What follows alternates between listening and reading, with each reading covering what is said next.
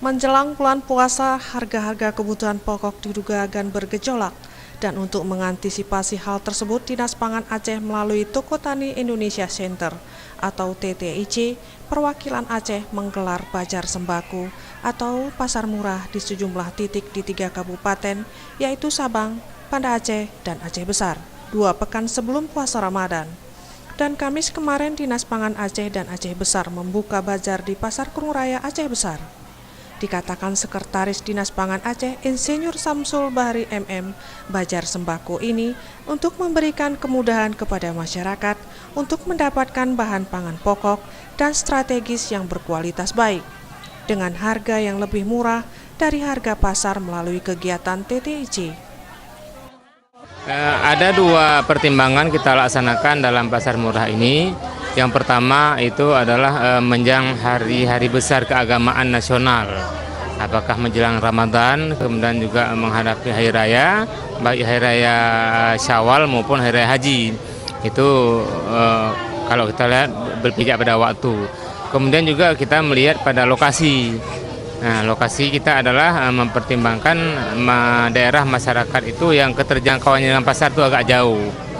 Sehingga di daerah mereka itu mempunyai harga yang lebih tinggi. Kita harapkan dengan pasar murah ini itu bisa menciptakan kemampuan masyarakat membeli lebih banyak begitu.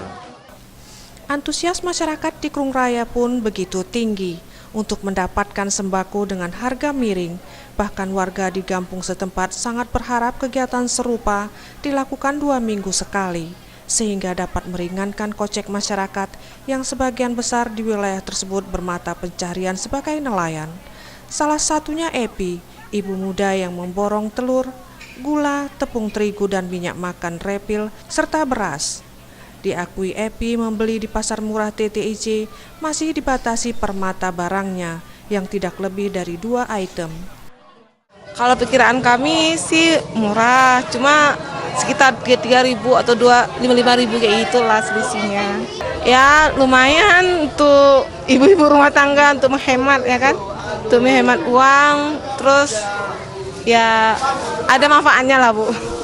Kepingin kami sih pingin, kalau mau ya tiap minggu kali atau tiap 2 minggu sekali atau gimana lah Bu. Tema aja sembako ini kan untuk sehari-hari, keperluan sehari-hari ya gitu.